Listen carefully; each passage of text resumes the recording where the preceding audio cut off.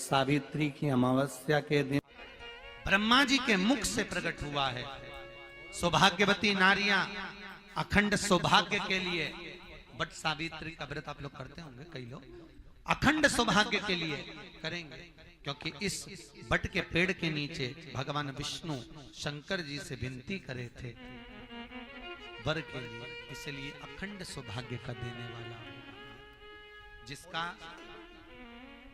Property का झगड़ा चल रहा हो, अदालत में कोई केस चल रहा हो, किसी भी चीज का केस, अदालत में अगर किसी भी चीज की अगर केस चल रहा है तो बड़ के पत्ते के ऊपर बालू मिट्टी का शिवलिंग बना, बालू रेत का, बड़ के पेड़ के नीचे ही उसकी पूजन करें,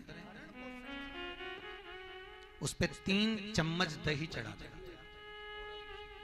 अपनी मनोकामना कर कर दही चढ़ाकर उस दही को चम्मच में वापस लेकर शंकर जी की पूजन कर कर उसको विसर्जन करें। वो दही जो लेकर आए, जब अदालत कार्रवाई हो और आप केस के लिए अदालत में जाएं, उसको चंदन में मिलाकर तिलक कर कर जाइए, आपका काम विजय प्राप्त होगी, काम फतेह हो जाएगा।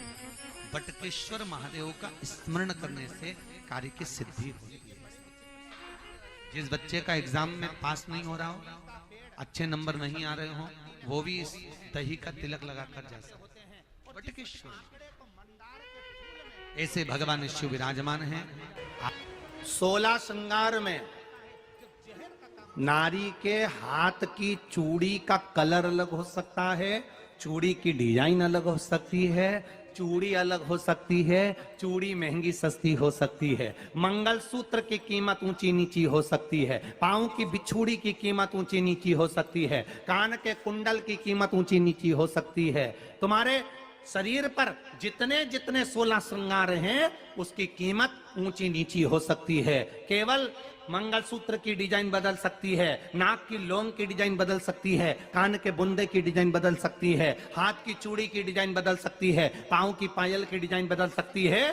केवल नारी के 16 श्रृंगार में एक श्रृंगार ऐसा है जिसकी कीमत जो पहले थी वही कीमत आज तक है और उसकी डिजाइन आज तक नहीं बदली। वो मांग का सिंदूर है, एक जैसी डिजाइन है और एक जैसी कीमत है।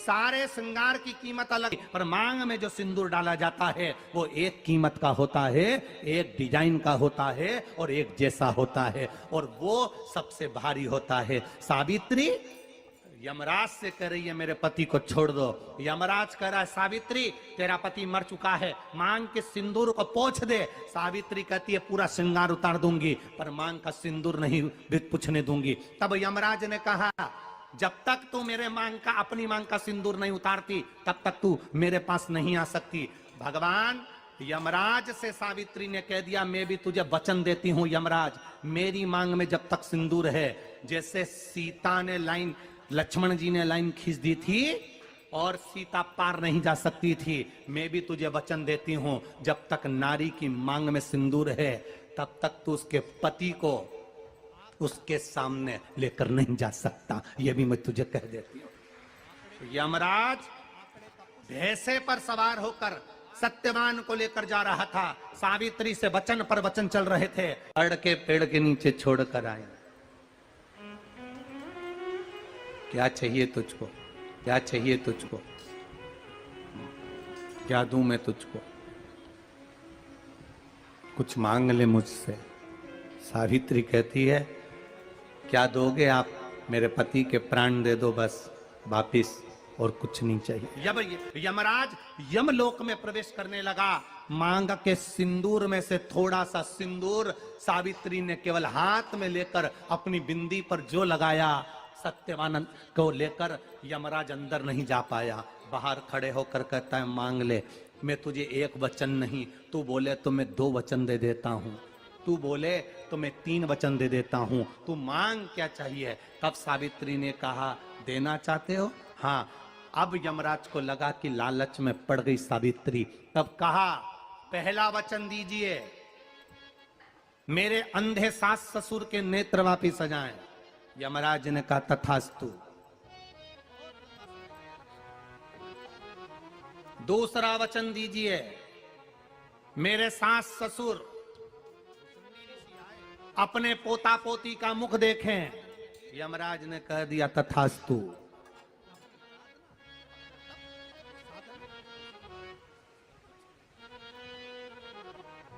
जाओ। यमराज जाने लगे, फिर आग जलने लगी। कहने लगे अब मैं अंदर क्यों नहीं जा पा रहा हूं। सावित्री कहती है तुमने वर दिया है, मेरे सास ससुर पोता पोती का मुख देखें, उनके बेटे को तुम ले जाओगे तो पोता पोती कहां से होगा, छोड़ कर जाओ। सावित्री है, पति को वापिस लेकर आ गए। कर्जा मुक्ति के लिए सारे वृक्षों में अगर कोई श्रेष्ठ वृक्ष माना गया है तो वो बट का वृक्ष माना गया महाराज। इसलिए प्रशासनिक कार्य के लिए, मानसिक टेंशन में, परेशानियों में बटकेश्वर महादेव का स्मरण किया जाए।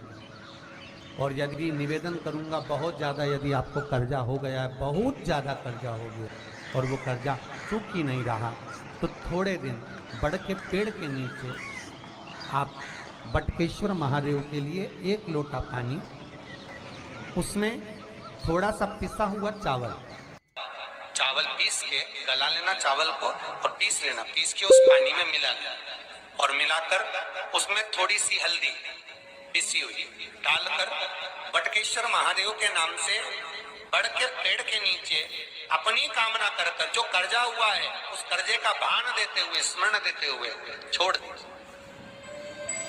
महाराज 2 या 3 सोमवार एक ही जगह पर करना।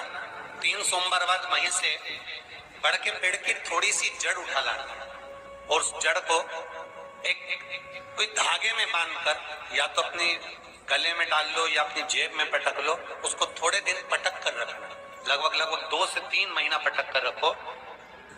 वो जड़ जैसे बड़ का पेड़ विस्तार होता है, पानी गिरे ना गिरे, जल वृष्टि हो ना हो, गर्मी पड़े ना पड़े, उसको कोई फर्क नहीं पड़ता। बड़ का वृक्ष आप रूप फैलता जाता, उसकी जड़ें अपने आप प्रबल होती है।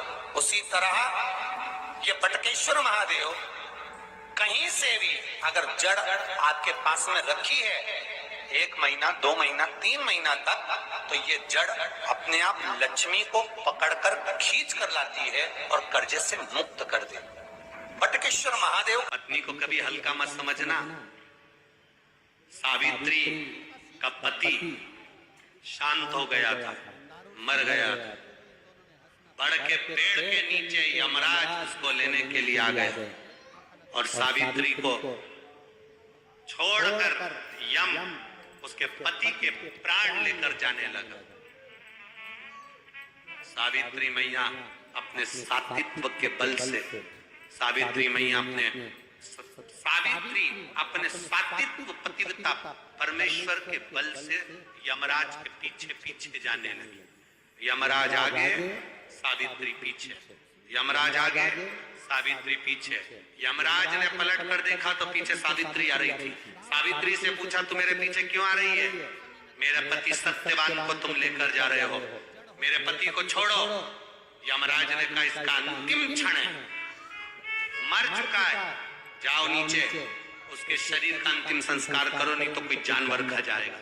सावित्री बोली मैं जाने वाली नहीं हूं, मेरे पति को छोड़ो। यमराज कहते हैं हम जिसको पकड़ लेते हैं उसको छोड़ते नहीं है।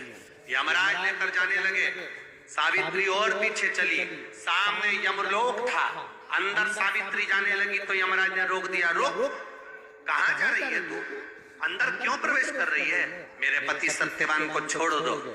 यमराज प्रसन्न होकर बोले सावित्री आज मैं प्रसन्न हो गया तुझ पर, क्योंकि तू मेरे दरवाजे तक आई है, मांग तुझे क्या चाहिए। सावित्री कहती है मुझे 2 वर दे दो, मुझे 2 वर दे दो। अब तो यमराज प्रसन्न हो गया, ये अपने पति को भूल गई, इसने अपने पति को छोड़ दिया, ये अपने पति को भूल गई, इसने अपने पति को छोड़ दिया।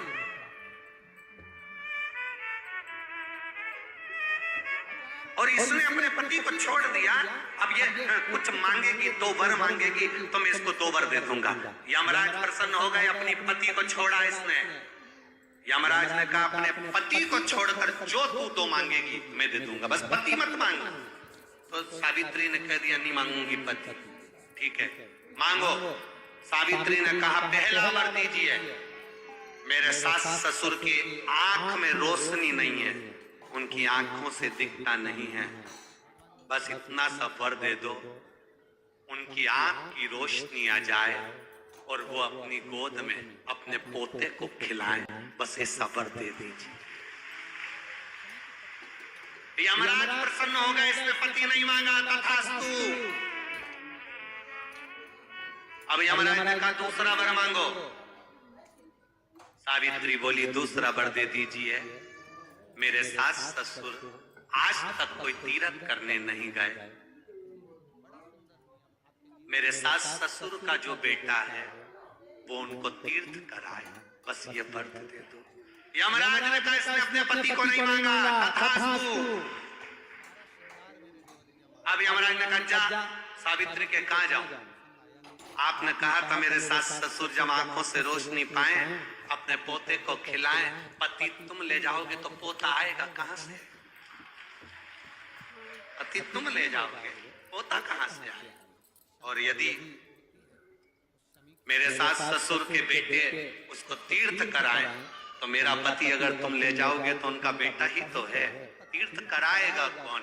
यमराज प्रसन्न हो गया, उसने उस सत्यवान को वापिस लौटा दिया। वो सत्यवान सावित्री। तो जितने भी यहाँ पर मेरे जीजा होन बैठे हैं और जितने आस्था चैनल पर कथा सुन रहे हैं, जितने मोबाइल पर कथा सुन रहे हैं, तुम अपनी पत्नी को कभी हल्के में मत लेना, बिल्कुल हल्के में मत लेना।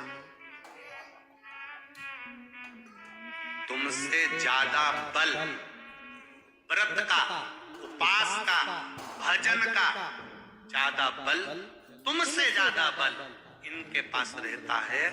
तुम सोचो कि बोल रहे हो कि मैं मंदिर में हूं, उसको बिना घंटी के घंटी बजती है दिमाग, वो तुरंत पहचान जाता, तुरंत। अपने पति को धर्म पत्नी अच्छे से जानती है कि ये झूठ बोल रहा है, ये गलत बोल रहा है, तो भी वो उसको स्वीकार करती है। उसी तरह परमात्मा को मालूम है कि ये झूठ बोल रहा है, उसके बाद भी वो स्वीकार कर कर यहाँ तक बुला रहा है। बट सावित्री की अमावस्या के दिन सौभाग्यवती नारियां अखंड सौभाग्य के लिए सूचक वस्तुओं का जो दान करता है वो जीवन में कभी विधवा नहीं होता। महाराज वो 8 वस्तुएं बताई हैं। पहला कुमकुम, दूसरा पुष्प, चाहे लाल हो चाहे सफेद हो चाहे पीला हो, पुष्प कोई भी हो। तीसरे नंबर पर है चंदन, चौथे नंबर पर है तांबुल बीड़ा, 5वें नंबर पर है काजल, 6ठे नंबर पर है ईख, क्या बोलते हैं यहां पर ईख को, क्या बोलते हैं, गन्ना, ईख। 7वें नंबर पर है लौंग, खाने वाली जो लौंग होती है, लौंग। और 7वें नंबर पर है, 8वें नंबर पर है जीरा, जीरा ये भी सौभाग्य सूचक है। कहते हैं बट सावित्री की अमावस्या के दिन बिना नमक का भोजन कर कर, सुबह बिना नमक का भोजन करें, एक समय फलाहार करें बिना नमक का, और तुला दान के बराबर एक पलड़े में अपन बैठकर 8 वस्तुएं तुला की रख कर जो दान दे देता है वो नारी कभी विधवा होकर नहीं जाती, 7 जन्म तक अखंड सौभाग्यवती रहती है। अखंड सौभाग्य। एक विवाह, एक मृत्यु और उसके बीच का जो समय होता है उसमें नारी जब भी अपने मांग में सिंदूर भरती है, अपना 16 श्रृंगार करती है, तब नारी को अकेले में अपने कमरे में, अपने भवन में श्रृंगार करना चाहिए। यहां तक शास्त्र कहता है कि छत पर खड़े होकर भी बाल नहीं बांधना चाहिए। एक पीठिका ने बाल बाए थे खड़े होकर छत पर, और तोते का बच्चा उड़ते हुए आया था और बकासी आने पर मुख में प्रवेश कर कर गर्भ में बैठ गया था। वो कथा भी हमारे यहाँ है। बट सावित्री की अमावस्या के दिन सौभाग्यवती नारियां अखंड सौभाग्य के लिए, बट सावित्री का व्रत आप लोग करते होंगे, कई लोग अखंड सौभाग्य के लिए करेंगे, क्योंकि इस बट के पेड़ के नीचे भगवान विष्णु शंकर जी से विनती करे थे वर के लिए, इसलिए अखंड सौभाग्य का देने वाला। दिल से बताना, जितनी सौभाग्यवती माताएं होती हैं ये संक्रांति पर भी 13 चीजें दान करती हैं, 14 चीजें दान करती हैं। बीच में कोई 16 सोमवार का उद्यापन करेंगी तो भी सुहाग की सामग्री देंगी, उद्यापन करेंगी तो भी सुहाग की सामग्री देंगी, कोई कार्य करेंगी तो भी सौभाग्य की सामग्री देंगी। सौभाग्य की सामग्री का दान क्यों किया जाता है? सौभाग्य सूचक वस्तुओं का दान क्यों किया जाता है? सौभाग्य की वस्तुएं क्यों प्रदान करी जाती है, क्यों दी जाती है? उसका कारण क्या है?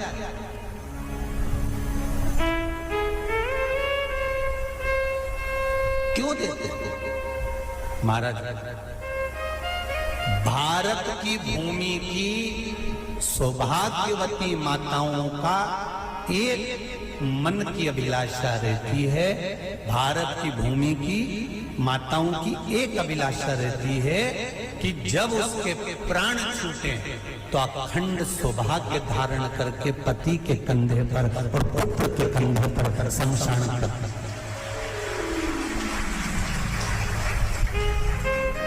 ये भारत की भूमि की माताओं की सोच है, उनके मन का संकल्प, उनके मन का भाव।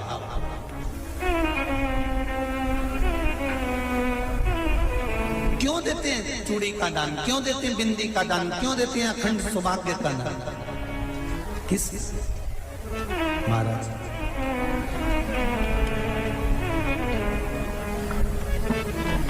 मेरे हाथों में भर भर के चूड़ी रहे, मेरे हाथों में भर भर के चूड़ी, और मैया कोई कामना मेरे मस्तक पे चमकती चूनर रहे, मेरे मस्तक पे चमकती चूनर रहे, और मैया कोई कामना मेरी मांगों में भर भर के सिंदूर रहे, मेरी मांगों में भर भर के सिंदूर रहे, और मैया कोई कामना नहीं, मेरे पाँव में बिछुड़ी का जोड़ा रहे, एक बिछुड़ी नहीं, कितनी? 2, 3, 4, 5, एक एक पाँव में जोड़े से बिछुड़ी होना चाहिए, केवल एक नहीं, सिंगल नहीं। वो तो आजकल का फैशन हो गया महाराज, जो केवल एक बिछुड़ी धारण कर लो उसी में फैशन दिखे। शिव महापुराण की कथा कहती है जब बेटी को विदा करा जाता है और पहली बार बेटी के पांव में जब बिछुड़ी डाली जाती है तो वो बिछुड़ी भी अलग अलग नहीं होती, उस बिछुड़ी के जोड़ को चेन से एक दूसरे से बंधा हुआ होता। बोला सही है कि गलत है?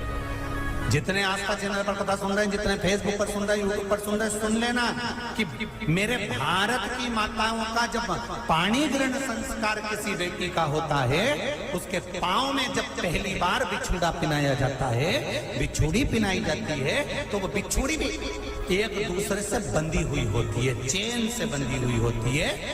उसको अलग अलग वाली बिछुड़ी शादी के मंडप में नहीं पिनाई जाती। क्यों? जैसे ये बिछुड़ी एक दूसरे से पांव में बंधी हुई है, तुम्हारी जिंदगी अंतिम श्वास तक ऐसी ही बंधी रहे, यही बनना चाहिए। वो तो अब माताओं ने थोड़ा सा फैशन चेंज कर दिया, अब पांव में ज्यादा बिछुड़ी नहीं बनती, गड़ती है, चुभती है, एक बिछुड़ी धारण है। महाराज पर नहीं, बिछुड़ी भी दो हो, जोड़े से हमारी माताएं, भारत की भूमि की जो माताएं हैं, ये चूड़ी भी हाथ में पहनती है तो जोड़े से पहनती है। बोलो जैसा सही है कि गलत है? एक अकेली चूड़ी माताएं हाथ में धारण नहीं करती हैं।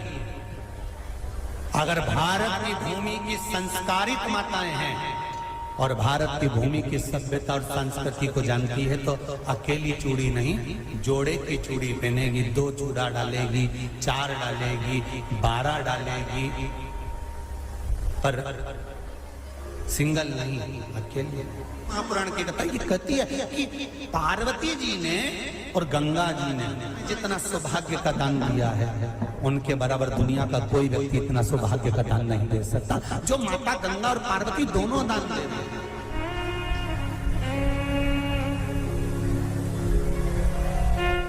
प्रतिदिन दे रहे हैं। और अब तो फैशन आ गया, तुम लोग जो सौभाग्य का दान देते हो प्लास्टिक की डलिया में देते हो, पर एक एक पुराण को उठा कर देख लेना, एक एक उद्यापन को उठा कर देख लेना, जितनी तुम कथा तुम्हारे घर में छोटी छोटी कथाओं की पोथियां पड़ी हो उनको उठा कर देख लेना, उसमें नहीं लिखा कि प्लास्टिक की डलिया में सौभाग्य की वस्तु का दान दिया जाता है। उसमें लिखा है बांस की पिटारी में, बांस की डलिया में सौभाग्य की वस्तुओं का दान दिया गया। क्यों? क्योंकि बांस वंश की वृद्धि करता है, बांस सौभाग्य की वृद्धि करता है, और बांस अखंड सौभाग्य, जैसे बांस का पौधा बढ़ते चले जाता है, बढ़ते चले जाता है, उसी तरह बांस की डलिया में जब दान दिया जाता है, बांस की टोकनी में जब दान दिया जाता है तो ये भाव रखा जाता है कि तुम्हारा सौभाग्य ऐसे ही बढ़ता रहे। पर अब थोड़ा सा फैशन चेंज हो गया तो प्लास्टिक की डलिया, पर प्लास्टिक की नहीं। बहुत ध्यान देना जरा, शिव महापुराण की कथा चल रही है। संपूर्ण देशवासियों की मेरी माताओं से निवेदन है, मेरे इन भाइयों से निवेदन है, उसको जरा ध्यान से सुनना। व्रत पढ़ते हैं ये किसी दूसरे के नहीं है। तीज का व्रत माता पार्वती का, छठ का व्रत माता पार्वती का, चतुर्थी का व्रत माता पार्वती का, ये सारे व्रतों की शुरुआत गंगा और पार्वती ने अपने बल से। माता सिंदूर भर रही हैं, मांग में सिंदूरा भरा जा रहा है, मांग में कंकु भरा जा रहा है, मांग में सिंदूर भरा जा रहा है, और वो सिंदूर नाक पर गिरता है। वो सिंदूर नासिका पर गिर गया तो कहते हैं कि कोई काल आने वाला था पति के ऊपर, वो काल टल गया और नाक पर सिंदूर आया तो नारी का सौभाग्य और अखंड हो गया, ये शास्त्र कहता है। और सिंदूर भरते समय वही सिंदूर अगर भूमि पर गिर गया तो, अब देखिए जरा, देवी भागवत को उठाकर पढ़िएगा, वो सिंदूर जो मांग में भरा जा रहा है और नाक पर गिर गया तो शुभ होगा, पति की उम्र बढ़ाएगा, घर में बच्चों का विवाह होने वाला होगा, कोई अच्छी सूचना आने वाली होगी। मांग में भरने वाला सिंदूर नाक पर आकर गिरता है तो कोई सूचना अच्छी मिलने वाली होती है, कोई बंधन कटने वाला होता है, कुछ अच्छा हमारे परिवार में होने वाला होता है, पति की उम्र बढ़ने वाली होती है, कोई रोग आने वाला था वो कट रहा होता है। और वही सिंदूर अगर भूमि पर मांग में भरते समय गिर जाता है तो समझ लो कि कुछ ना कुछ ऐसा काम होने वाला है कि मेरी आंख में आंसू आएंगे, वो निश्चित है, वो निश्चित है। चाहे वो किसी प्रॉपर्टी के चक्कर में हो, परिवार के चक्कर में हो, नातों के चक्कर में हो, पुत्रों के चक्कर में हो, बेटियों के चक्कर में हो, पति के चक्कर में हो, रिश्तेदारों के चक्कर में हो, कुटुंब मायका ससुराल के चक्कर में हो, पर निश्चित है कि नेत्र में जल जरूर आएगा, ये निश्चित था। क्योंकि भूमि पर वो सिंदूर अगर नाक पर गिरा है तो शुभ है, पर वही सिंदूर अगर भूमि पर गिरा है तो वो अशुभ है। आप किसी देवी मंदिर में दर्शन करने के लिए गए,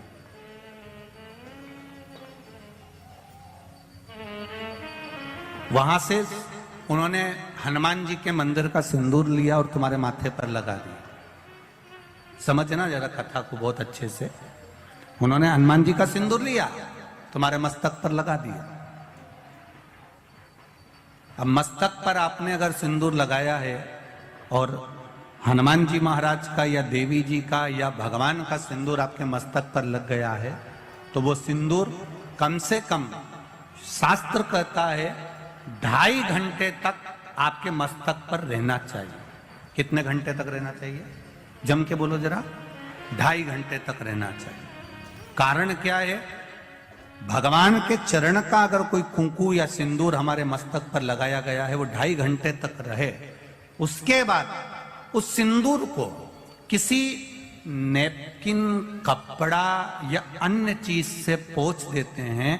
पोंछने के बाद वो गलत जगह पर टंग जाता है, लोग उसका गलत हाथ का प्रयोग कर लेते हैं। वो जितनी जगह गलत जगह जाता है उतना दोष हमको लगते चले जाता है। इसलिए उस सिंदूर का क्रम है कि कोई पुष्प है, उस पुष्प से उस सिंदूर को लगा लिया जाता है, कोई पत्ती है उससे सिंदूर को लगा लिया जाता है, उस पुष्प को फिर विसर्जन में, अगर विसर्जन में नहीं रख सकते तो अपने घर में जो गमला होता है जिसमें पौधा लगा होता है, उस पौधे में उसको डाल दिया जाता है, जिससे वो सिंदूर उसमें मिल जाए और हमारे घर में सदा रहे। पर हमने कोई टाविल, होटल में ठहरे तो होटल के टाविल से पोंछ दिया, कहीं ठहरे थे तो दीवार से पोंछ दिया, कहीं लगा दिया, उसका दोष है, उसका दोष।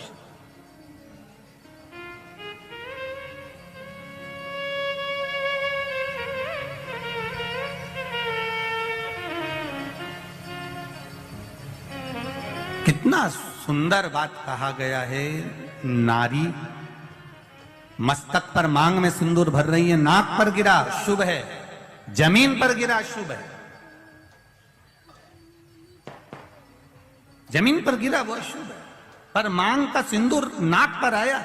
इसलिए आज भी बिहार में, जो लोग राजस्थान में, बिहार में, मारवाड़ में इधर उधर अगर आप लोग जाते होंगे तो जब कई बार आपने देखा होगा, आप जाइए जरा कहीं योग लगे तो दादी रानी सती के मंदिर पर जाइए, या आप कहीं झुंझुन जाइए, कहीं आप बिहार साइड, उत्तर प्रदेश साइड में जाएंगे तो माताएं जब मांग भरती है, जब वो छठ की पूजन करती है, कोई बड़ी पूजन करती है तो सिंदूर थोड़ा सा नाक पर लगाकर सिर तक लेकर जाती है। चाहे बंगाल साइड में चले जाओ, चाहे आप यूपी में, चाहे बिहार में चले जाओ, नासिका पर सिंदूर का भाव हो जाता है। क्या चाहती हो? आज आपके मस्तक पर सिंदूरा देखा है, मांग भरी देखी है। ये मांग का जो नियम है, ये यहां से लेकर यहां तक भरने का है, ये कहां से प्रकट हुआ है? इसकी प्रागट्यता केवल मांग में ही क्यों सिंदूरा भरा जाता है उसकी, और मांग भी सीधी भी होती है, किसी की आड़ी टेढ़ी भी होती है, अर्थात उसमें कहीं ना कहीं बल थोड़ा सा रह ही जाता है। ये नाग लक्ष्मी ने जो मांगा था माता लक्ष्मी से कि मेरी मांग का जो सिंदूर है ये अमर हो, उसका भाव प्रकट कर। लक्ष्मी जी बोली अमर करने का तो केवल एक ही तरीका है कि तुम्हारे पति को विरक्ति उत्पन्न होना चाहिए। क्या उत्पन्न होना चाहिए? विरक्ति। अब पत्नी कहे अभी तो विवाह हुआ और क्यों विरक्ति उत्पन्न कर दो? विरक्ति उत्पन्न करना है। हाँ, कैसी विरक्ति? आप में से मोह हटे, परिवार में से मोह हटे, और जब परिवार में से, आप में से मोह हटेगा, आप में से, परिवार में से मोह हटेगा, जब मोह हट जाएगा तो तुम्हारा पति नारायण की सेवा में लग जाएगा। नारायण की सेवा में लग गया, जो भगवान की सेवा में लग गया वो अमर हो गया। भले आप देखना, फिर वही वाली बात आ गई, एक होता है व्यक्ति, एक होता है व्यक्तित्ववान। दो होते, कौन कौन होते? एक व्यक्ति, एक व्यक्तित्ववान। एक व्यक्ति होता है और एक व्यक्तित्ववान होता है। व्यक्ति मरता है, उसको कोई याद नहीं करता, 13 दिन के बाद सब भूल जाता है। पर व्यक्तित्ववान जब मरता है उसको सब याद करते हैं कि व्यक्तित्ववान व्यक्ति मर गया। भजन करने वाला, नाम जाप करने वाला, नाम स्मरण करने वाला, नाम कीर्तन करने वाला, भगवत भक्ति में डूबने वाला, ये मर गया। तो भगवान की भक्ति में जो डूब गया वो अमर ही तो हो गया। स्त्री को हल्के में ले लेना, पर उसके मांग के सिंदूर को हल्के में मत लेना। उसके मांग के सिंदूर में वो बल होता। महाराज, जब स्त्री हाथ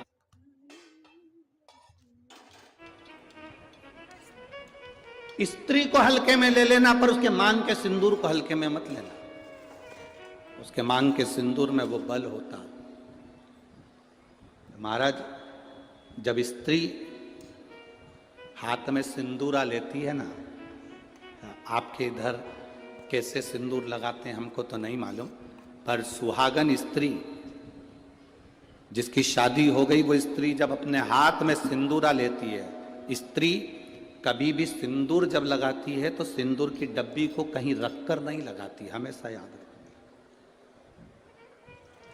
जिस नारी सिंदूरे को नीचे रख दिया, या सिंदूरे को अलमारी पर रख दिया, या सिंदूरे को टेबल पर रख दिया और उसमें से लेके सिंदूर लगा रही है, तो वो नारी, हाँ, एक जगह पर सिंदूरा रखा जा सकता है, जब आप सुहागल कर रहे हो, कोई पूजन कर रहे हो, तो आप देवी जी को, गणेश जी को जो सिंदूर चढ़ा रहे हो, वो चढ़ा हुआ जमीन पर भी रखा हुआ मांग में धर सकते हो।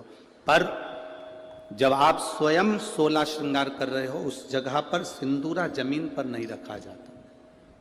सिंदूरा जमीन पर रखा हो, नारी मांग का सिंदूर भरती हो, तो पति को रोग ग्रसित करता ही है, पति रोगीला होता ही है, ये निश्चित है।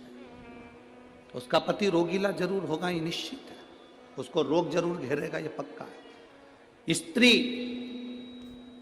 जब सिंदूरा में, यहां तक शास्त्र प्रमाण देता है कि एक दुल्हन पहली बार जब मांग भरती है और पति उसकी मांग भरता है, तो पति के भी हाथ में सिंदूरा पकड़ाया जाता है और पति अपने हाथ से उस मांग को भरता है। पति के हाथ में सिंदूरा पकड़ाया जाता है। वो सिंदूरा साधारण नहीं है।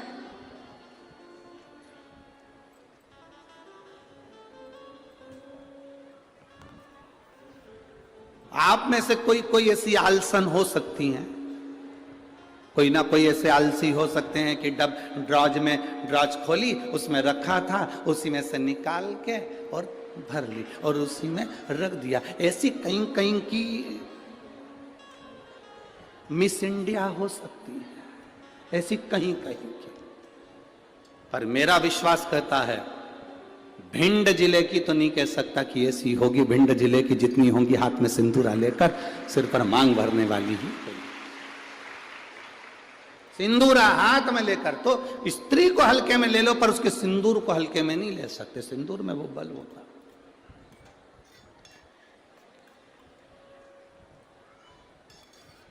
एक कौन सा राक्षस है जिसका संहार, वो कौन सा राक्षस है जिसका संहार एक स्त्री ने मांग के सिंदूर से अपने दूसरे प्रतिबिंब को प्रकट कर कर मारा था? वो कौन सा राक्षस है?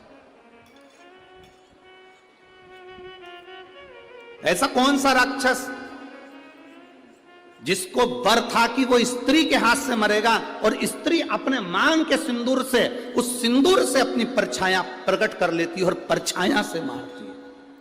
वो एक ही राक्षस था, मुल्कासुर। कौन सा राक्षस? मुल्कासुर। उसको माता जानकी जी ने मारा था, लंका में जाकर मारा था, लंका के दरवाजे पर। कौन था मुल्कासुर? कुंभकर्ण की पत्नी का पुत्र, कुंभकर्ण का बेटा। कुंभकर्ण की जो पत्नियां थी उसमें से एक करकटी थी जिसका पुत्र भीम था।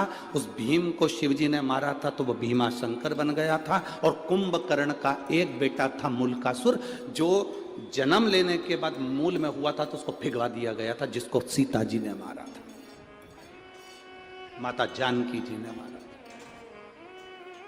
मांग के सिंदूर में कितना बल होता है।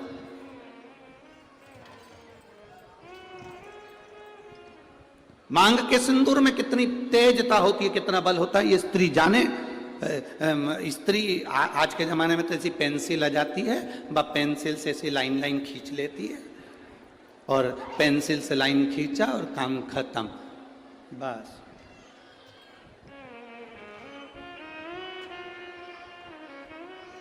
नहीं नहीं भाई,